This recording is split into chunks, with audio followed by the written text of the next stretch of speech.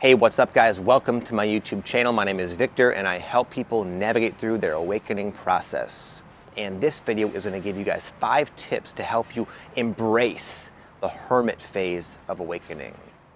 I just made a whole video about the hermit phase, which real quickly is about when you want to withdraw from normal everyday activity, withdraw from society, go into yourself, very Ascension symptomatic. You're learning a lot of spiritual information. Your perspective and everything is just expanding quickly, and you really can't keep up with the demands of life, so you withdraw into your own little space so you can go through this experience. Now, part of this last video had to do with when is it time to move on. A lot of people tend to linger in this spot because it's a bit passive and a bit reclusive, and it's easier in a sense than going out there in the real world. But a lot of you are probably thinking, dude, I'm not ready to go on. I feel like I need to do this. I'm in the hermit phase, but I'm not ready to go out there.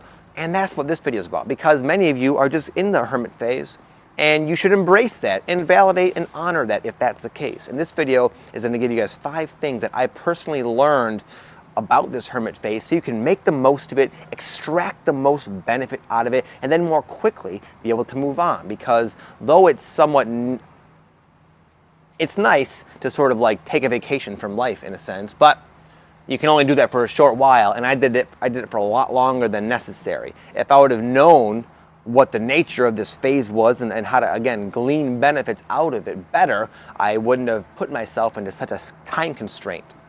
So here we go. Number 1, because you're in a process of trying to like tune in, you're getting these glimpses of when you're tuned in, when you're not tuned in. You're sort of honing your skills, honing your focus so you can be in your zone. What helps a lot and makes you more sensitive to this being tuned in versus being not tuned in is your diet. At this point, I was getting crazy with my diet. I went completely raw, 100% raw, no cooked food, nothing over 115 degrees, not even the slightest. The only animal product I was eating was bee pollen. And just organic. I was juicing and eating smoothies every day. And though to me that was not sustainable at all, it opened me up to almost too much. It really made me very open to my own energy, to the energies, to my flow, and it just made it more easy. It was easier for me again to like explore my consciousness, totally purified like that. So you don't have to do to that extreme. Just eat more high vibrational foods, more fruits and more vegetables, maybe cut out meat for a little while, cut out animal products of all kind if you're interested in this. It's not a necessity, but that does help you feel more of a spiritual type of energetic flow. More importantly, even as I said that, that's not entirely accurate in my opinion. What I would recommend is just becoming really in tune with what your body wants and give it what it wants when it wants it. You'll find that your body will naturally want to eat certain foods and be sort of disgusted by other foods. Just listen to that, and then you will sort of align your body where it needs to be, when it needs to actually be there. Number 2 is do a lot of meditation, man. Especially if you're not. A lot of you guys in this hermit phase aren't working. Why not? At that time, I was meditating all the time.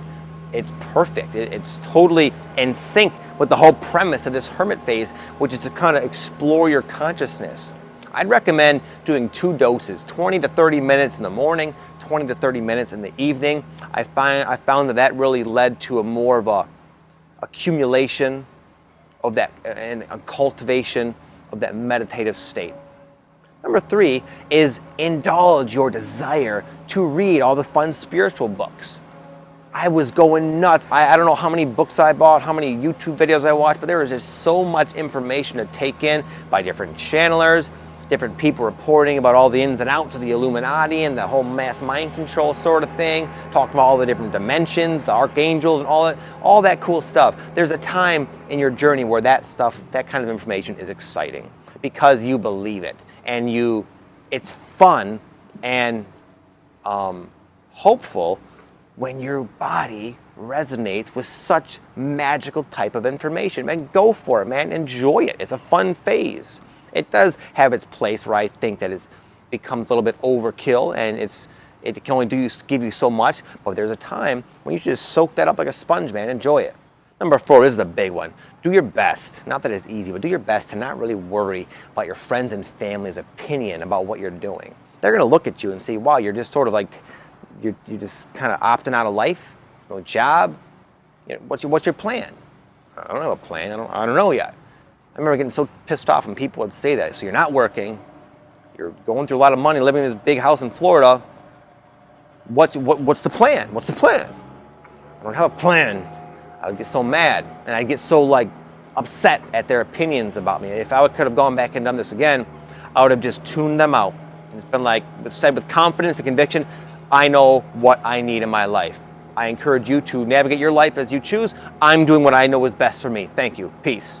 You know, do your best, because that can really, like, other people's opinions can really echo in your mind for days and weeks, and really sort of all this meditative work and diet stuff you're doing, if you're constantly festering and ruminating about what everyone thinks of you, it's sort of a waste of time. So do your best just to tune them out and know it's okay to honor your own path. You always know what's best for you, not them. Lastly, just give yourself chunks of every day with time just to sit there and be with yourself without any structure, without doing anything in particular, not meditating, not aligning your chakras, just being with yourself, allowing your mind to process all that's what's going on with you, which is a lot. You're constantly reevaluating all these different aspects of yourself, your identity, who you are, your place in the world. You're evaluating what you think of reality, the nature of reality. All these relationships are sort of changing. And it's just a lot to keep up with psychologically. So give yourself the time to just sort of, not meditate, but like contemplate all this.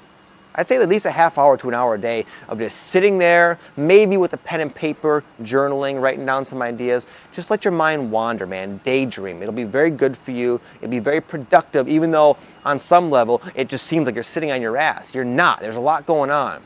That was my biggest problem. I always felt guilty not doing something. I felt guilty not having a job. I felt guilty not knowing what the next step was, and it drove me nuts. I wasted probably 80% of my time stressing about this hermit phase that seemed to be imposed upon me when I could have been embracing it the whole time, enjoying it, and then moving on from it way faster. So that's the purpose of this video. If you guys are just new to this and all this is a lot to take in, give yourself the time. There's no rush. There's always this sense of urgency throughout your awakening. Oh, something's coming. I got to do something. I got to make a change. That's just, I've learned that that's just always there, but I've learned you can ignore it, and nothing I've ever done, in retrospect, I can look back and say, nothing has ever been pressing. I've always had the perfect amount of time for all things, and you do too.